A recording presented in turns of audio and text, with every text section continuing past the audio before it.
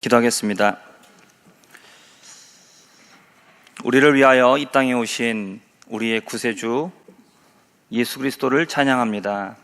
이 시간에 하나님 앞에 나와 예배하기를 원하여 하나님의 말씀을 듣기 원하여 나온 우리 모든 성도들에게 이 시간 하나님 말씀하여 주옵소서.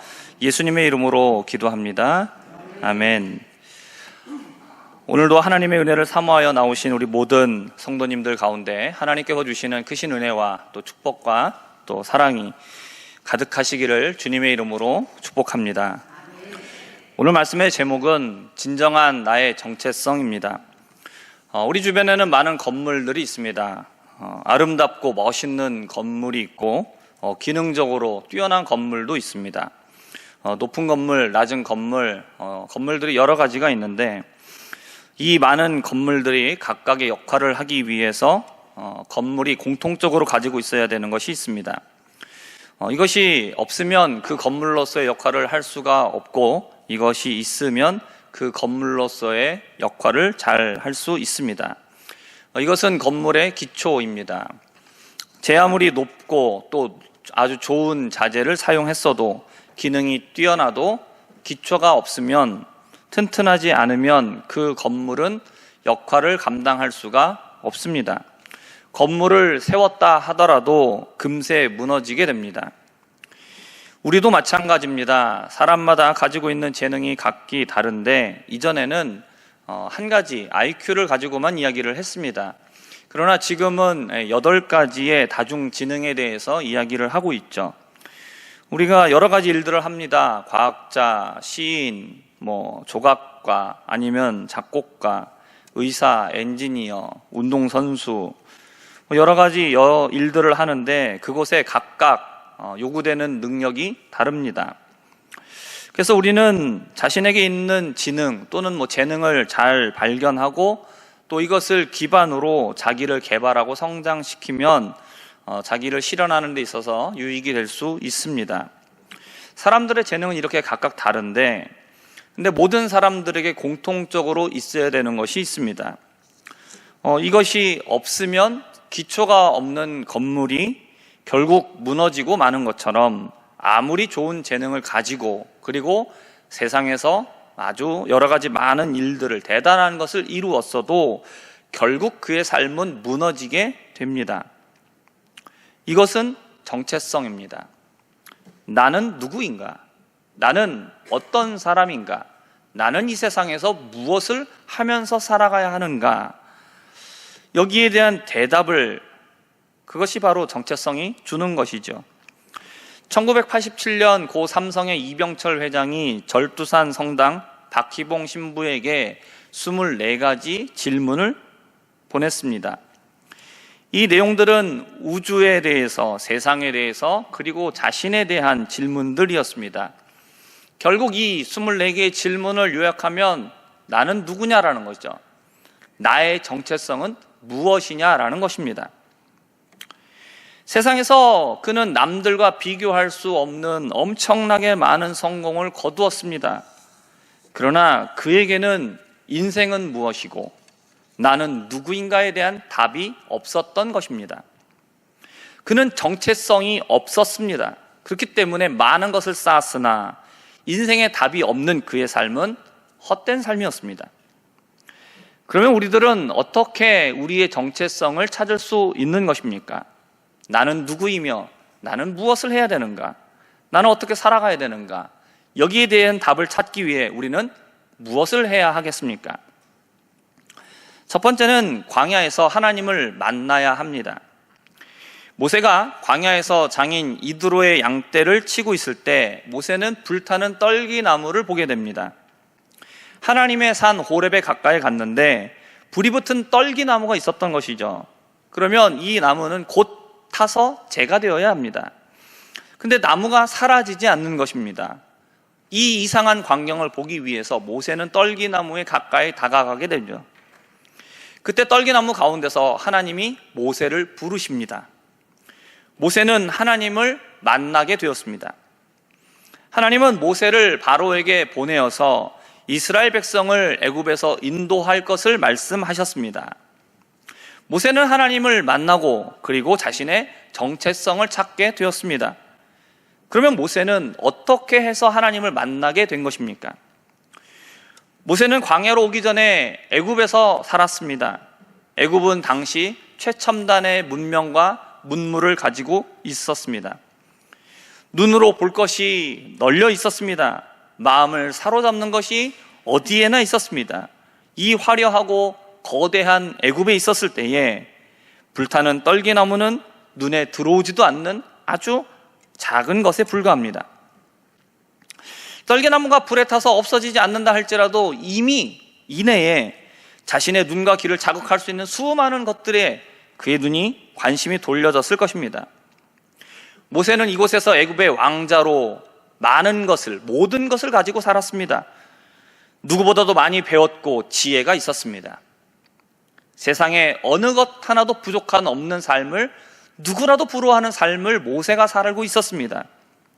세상의 그 모든 좋은 것들이 애굽에서 모세를 둘러싸고 있을 때에 모세는 하나님을 만나지 못했습니다.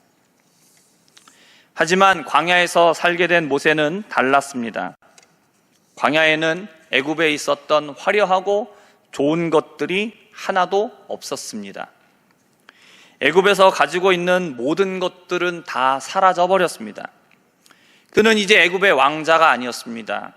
살인을 저지른 반체제 인사였습니다. 그는 도망자 신세였죠. 아무것도 가진 것이 없는 무일푼에 처가살이를 살고 있는, 장인의 양을 치고 있는 대릴사위의 신세였습니다. 이제 아무것도 없는 모세가 아무것도 없는 광야에서 불타는 떨기나무를 보게 되었을 때에 그는 떨기나무에 주목하게 되었고 가까이 다가갔으며 하나님을 만나게 되었습니다. 우리가 하나님을 만나기 위해서는 우리 주위의 모든 것들이 사라져야 합니다. 광야가 되어야 하는 것이죠.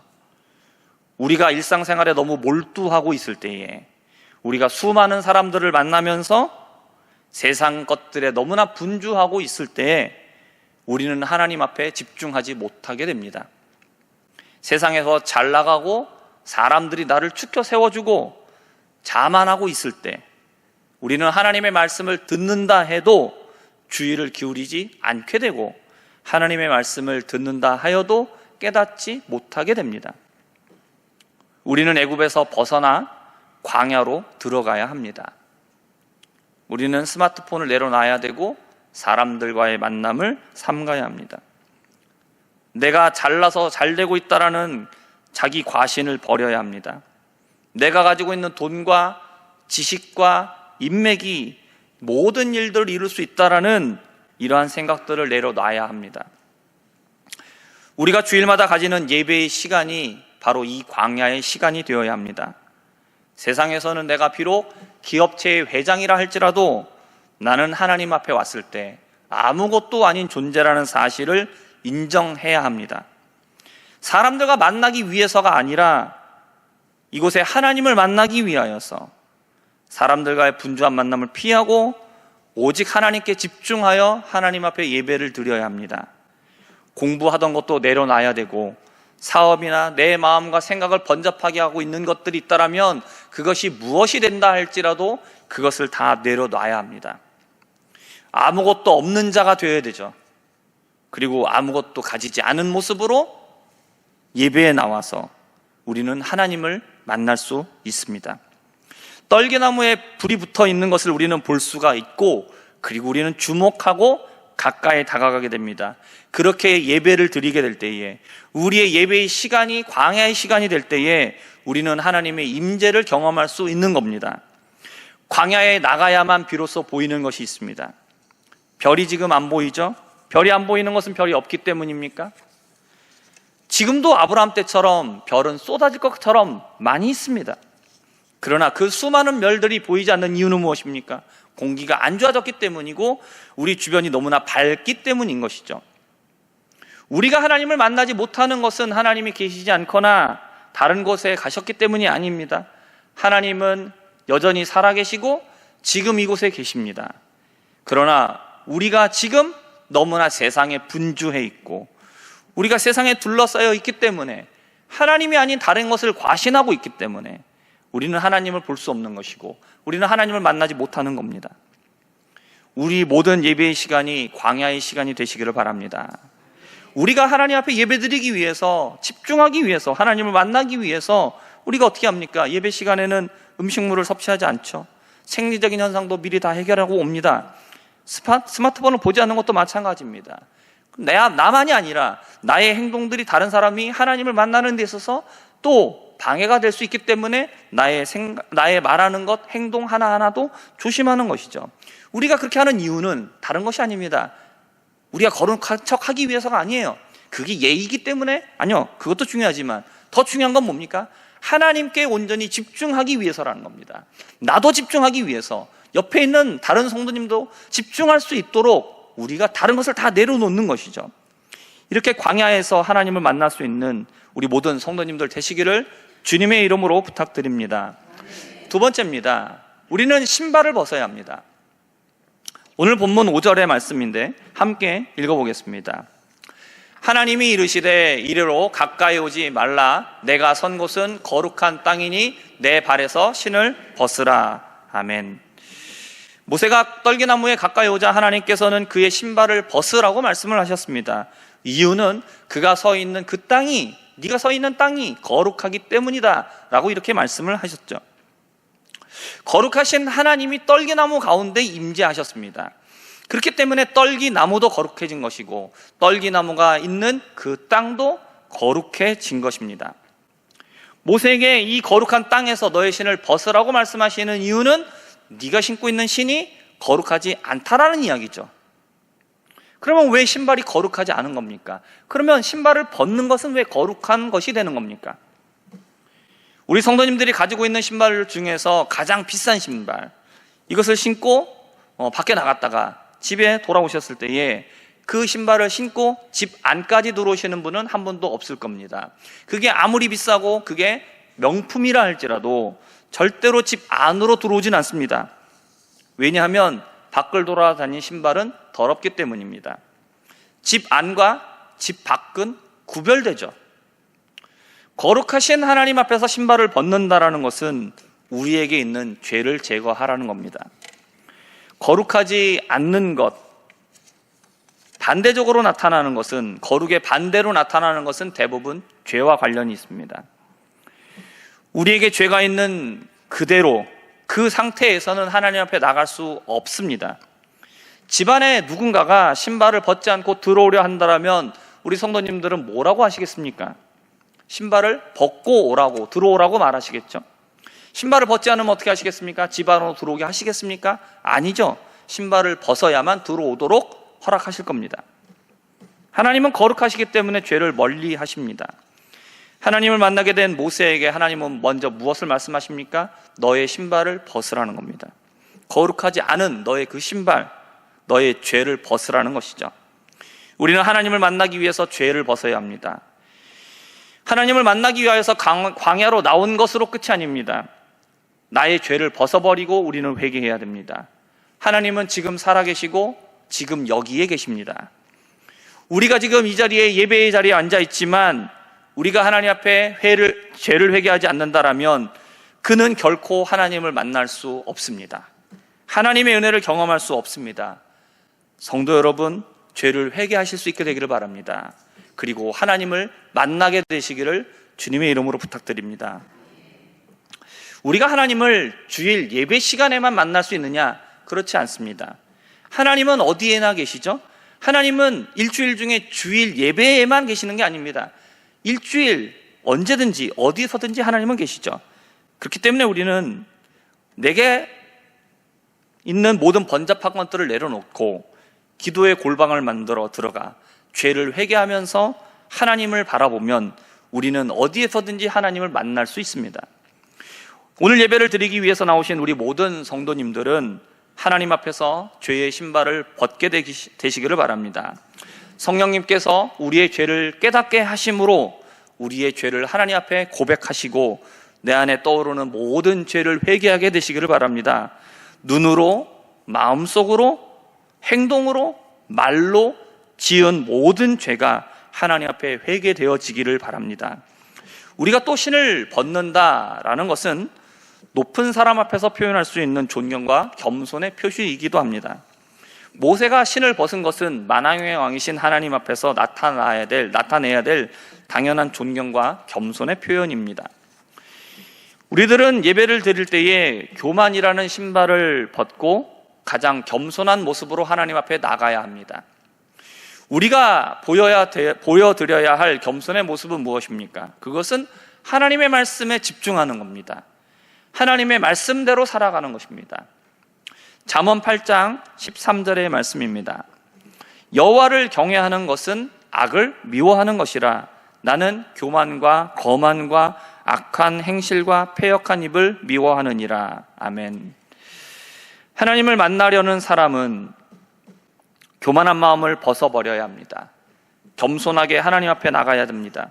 하나님을 예배한다라고 말하면서, 하나님을 믿는다라고 말하면서, 하나님을 섬긴다라고 말하면서 하나님이 말씀하시는 하나님의 말씀에 집중하지 않고 자기 마음대로 사는 것, 이것은 결코 하나님을 경외하는 모습, 하나님을 믿는 자의 모습이라고 말할 수가 없습니다.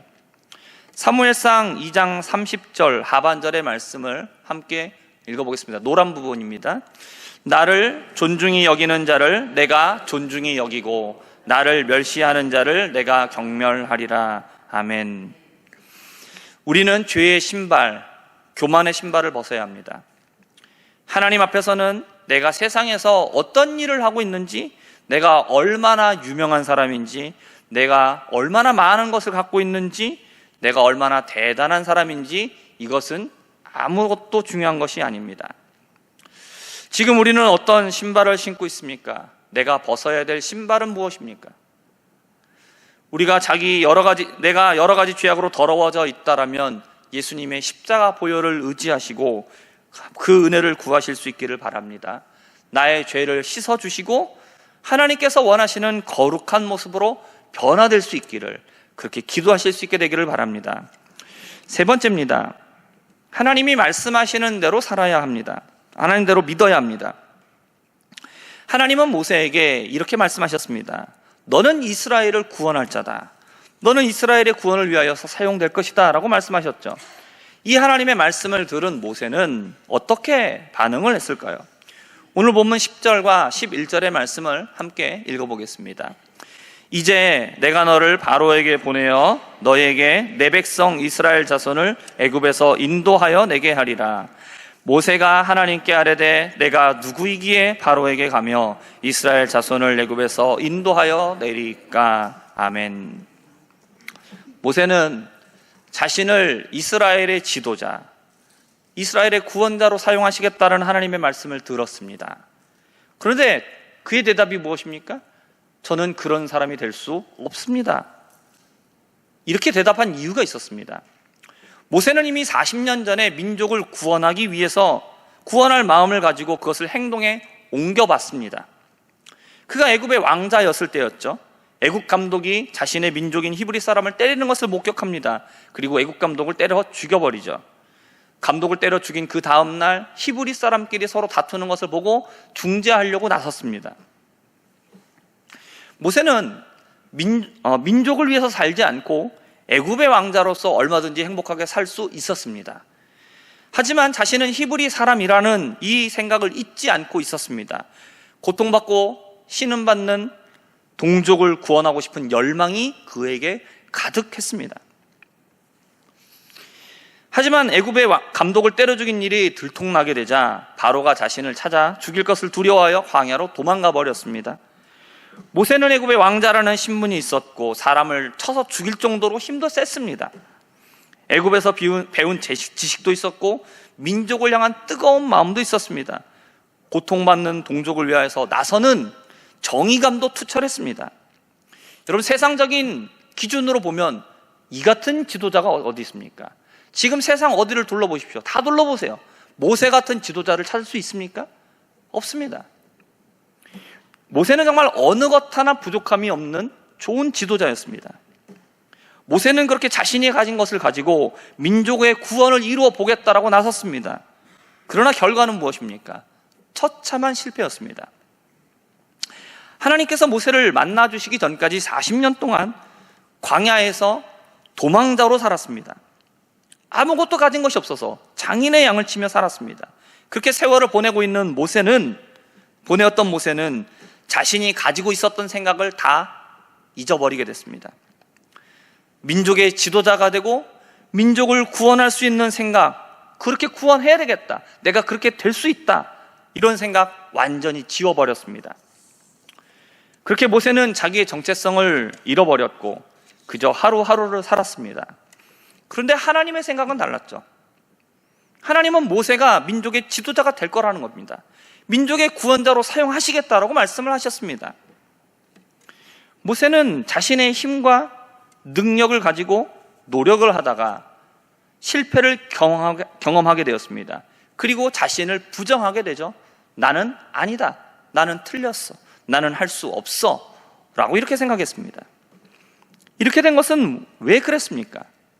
모세가 자기 백성에 대한 구원자의 정체성을 스스로 가진 겁니다. 그리고 그 일을 이루기 위해서 누구를 의지했습니까? 자신을 의지한 것이죠. 하나님은 그렇게 자신 스스로 정체성을 가지고 자기 스스로 이 일을 이루겠다라고 하다가 실패한 모세를 하나님은 사용하겠다라고 말씀하시죠. 뭐라고 말씀하십니까? 내가 너를 바로에게 보낼 것이다. 너에게 내 백성을 애굽에서 인도해내게 하시겠다라고 말씀을 하십니다. 이전에 모세는 어떻게 했습니까? 내가 하겠다라는 거였습니다. 내가 스스로 자신의 정체성을 가졌죠. 내 힘을 의지하겠다라는 것이었습니다. 그때는 실패했어요. 그때는 민족의 지도자, 민족의 구원자가 될 수 없었습니다. 근데 하나님은 뭐라고 말씀하십니까? 어떻게 가라고 하세요? 내가 너를 보내겠다라는 거죠. 네가 가라는 게 아닙니다. 너를 보내는 건 누구래요? 나라는 거죠. 하나님 나라는 겁니다.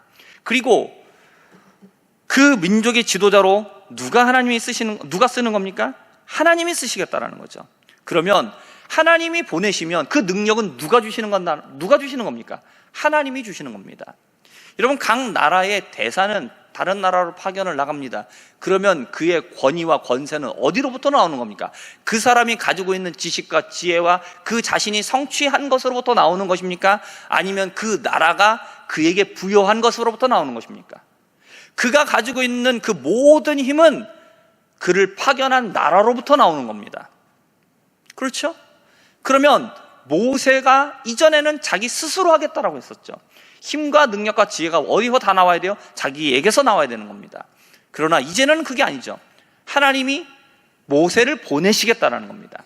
그러면 모세를 보내는 분이 하나님이시기 때문에 모세에게 필요한 모든 지혜와 능력과 필요한 모든 것들은 누가 공급해 주는 겁니까? 하나님이 주시는 거죠. 그의 정체성, 그 능력, 이것은 전부 다 하나님으로부터 나오는 것이죠. 모세가 자신을 바라볼 때 모세는 철저한 실패자였습니다. 아무것도 할 수 없는 인생이었습니다. 이제 모세가 이스라엘의 지도자가 될 수 있다, 이렇게 생각하는 사람은 아무도 없었습니다. 심지어 그 자신조차도 그렇게 생각하지 않았습니다. 하지만 하나님은 모세에게 말씀하시죠. 너는 이스라엘의 지도자이다. 너는 이스라엘을 인도하는 자가 될 것이다. 할 수 없다라고 말하는 모세에게 하나님은 뭐라고 말씀하십니까? 오늘 본문의 12절입니다. 12절의 말씀을 함께 읽어보겠습니다. 하나님이 이르시되 내가 반드시 너와 함께 있으리라. 내가 그 백성을 애굽에서 인도하여 낸 후에 너희가 이 산에서 하나님을 섬기리니 이것이 내가 너를 보낸 증거니라.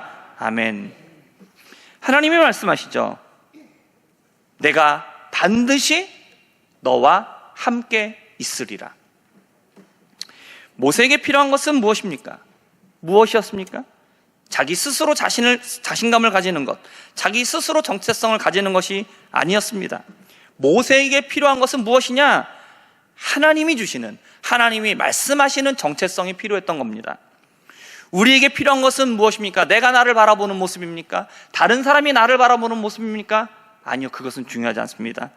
우리에게 필요한 것은 무엇입니까? 하나님이 나를 바라보시면서 나에게 무엇이라고 말씀하시느냐라는 것이죠. 성도 여러분, 우리가 살면서 내 스스로 정체성을 가지고 내 힘으로 살아보겠다라고 그렇게 살다가 겪었던 실패 때문에 이제 모든 자신감을 잃어버리고 하루하루를 그렇게 살고 있던 시간이 있지 않으셨습니까?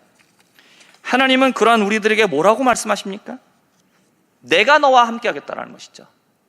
실패한 모세에게 너는 이스라엘의 지도자다, 내가 너를 보내겠다라고 말씀하시고 있는 겁니다.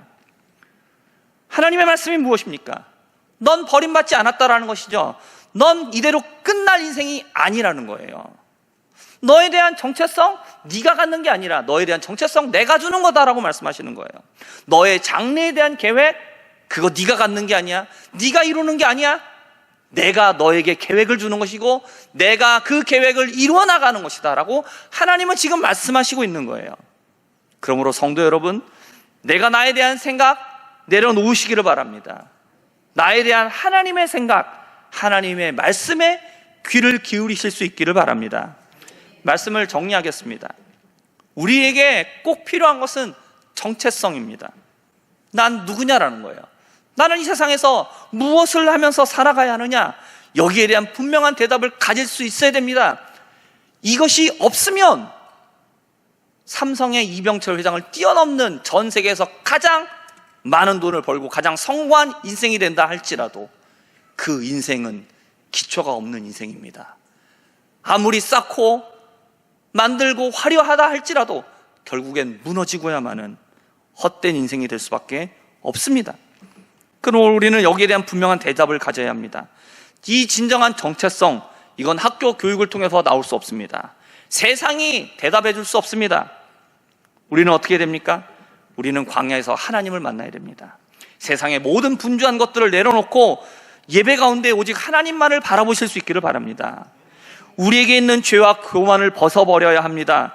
죄와 교만이 벗어질 때에 우리는 비로소 거룩하신 하나님 앞에 나갈 수 있고 하나님의 음성을 들을 수 있습니다. 우리를 깨끗하게 하시는 예수 그리스도만을 바라보시기를 바랍니다. 마지막으로 하나님께서 나에게 하시는 말씀을 들어야 합니다.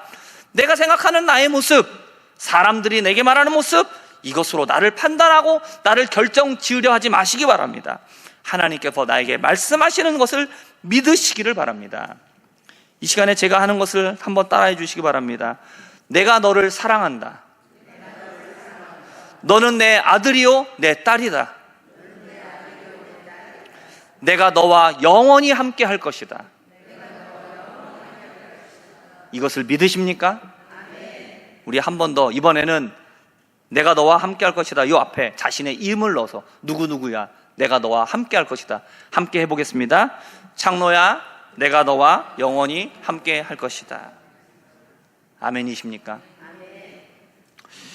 우리는 하나님 안에서 우리의 진정한 정체성을 찾을 수 있습니다.